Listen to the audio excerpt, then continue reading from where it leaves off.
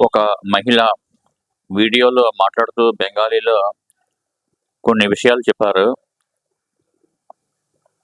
ఆ వీడియో నుండి ఆమె యొక్క స్క్రీన్ షాట్ తీసుకుని బెంగాలీలో ఆమె మాట్లాడిన మాటల్ని తెలుగులో అనువదిస్తూ ఒకరు ఫేస్బుక్‌లో పోస్ట్ పెట్టారు. ఇది చాలా ముఖ్యమైనటువంటి పోస్టు.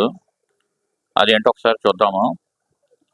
24 గంటల్లో మారిన బెంగాల్. ఎన్నో దశాబ్దాల తరువాత స్వేచ్ఛగా ఊపిరి పీల్చుకుంటున్నాం. ఒక బెంగాల్ మహిళ అనుభవం.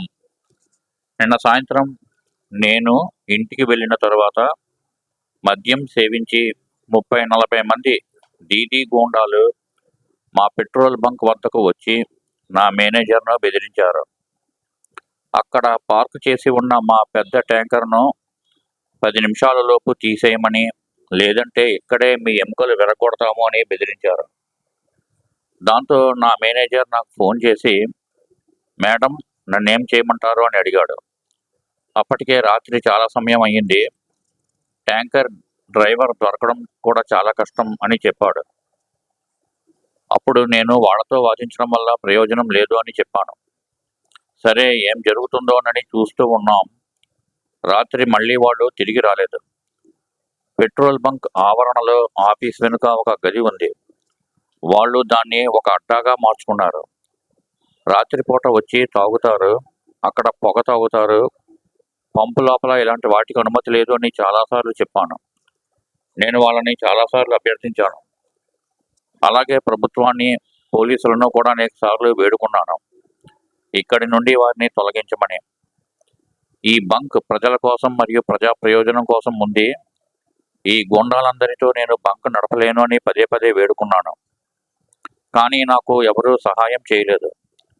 ఈరోజు ఉదయం నేను బంక్కి వెళ్ళగానే నేను వెళ్ళి ఆ గదికి తాళం వేశాను. నేను అలా చేసిన 5 నిమిషాల్లోనే మళ్ళీ 20-25 మంది దీదీ గూండాలు ఇక్కడికి వచ్చి ఒక ఇటుకతో నేను వేసిన తాళాన్ని పగలగొట్టి నన్ను తోయడం మొదలుపెట్టారు. నేను అక్కడే నిలబడి వాళ్ళని ఆపమని, గూండాయిజం చేయడం వల్ల ఏమీ ఉపయోగం లేదని చెప్పాను. కానీ వాళ్ళు ఒప్పుకోలేదు. 2 నిమిషాల తర్వాత నాకు ఒక ఫోన్ కాల్ వచ్చింది. నేను బీజేపీకి చెందిన అడ్వకేట్ని, నా పేరు చందన్ అని చెప్పారు. నేను బీజేపీ నియమించిన స్థానిక బోర్డులో ఉన్నాను. మీ పెట్రోల్ బంక్ వద్ద ఏదో సమస్య ఉన్నట్లుంది. మేడం మీరు ఆగండి, మేము ఇప్పుడే పోలీసులను పంపిస్తాము అని చెప్పారు. నేను దిగ్భ్రాంతికి, అలాగే అపారమైన ఆనందానికి లోనయ్యాను. కేవలం 5 నిమిషాల్లోనే పోలీసులు ఇక్కడికి వచ్చారు. సిఆర్పిఎఫ్తో పాటు 25 మంది వచ్చారు. వారు నన్ను పక్కకు పిలిచి సమస్య ఏమిటి అని అడిగారు. నేను వాళ్లతో, ఇది నా పెట్రోల్ బంక్, ఇది హెచ్పిసిఎల్ స్థలం. ఈ వ్యక్తులు ఇక్కడికి వచ్చి నన్ను పదే పదే వేధిస్తున్నారు. ఇది సరికాదు, దీన్ని ఆపాలి అని చెప్పాను. అప్పుడు ఆ గూండాలు, మేము కూడా బీజేపీకి చెందిన వాళ్ళమే, మా నుదుట కాషాయ బొట్టు ఉంది అని అన్నారు. వెంటనే పోలీసులు కలగజేసుకుని, ఓవర్ యాక్షన్ వద్దు, వెంటనే ఈ నాన్సెన్స్ ఇంతటితో ఆగిపోవాలి అని వార్నింగ్ ఇచ్చారు. గతంలో ఏం జరిగేదంటే, మేం సిపిఎం గూండాలు అని చెప్పి మమ్మల్ని వేధించేవారు. తర్వాత ప్రభుత్వం మారడంతో టీఎంసీ గూండాలుగా మారారు. ఇప్పుడు బీజేపీ గూండాలు అని చెప్పి తమ వేధింపులు కొనసాగించాలనుకున్నారు. కానీ ఇకపై అది కుదరదు.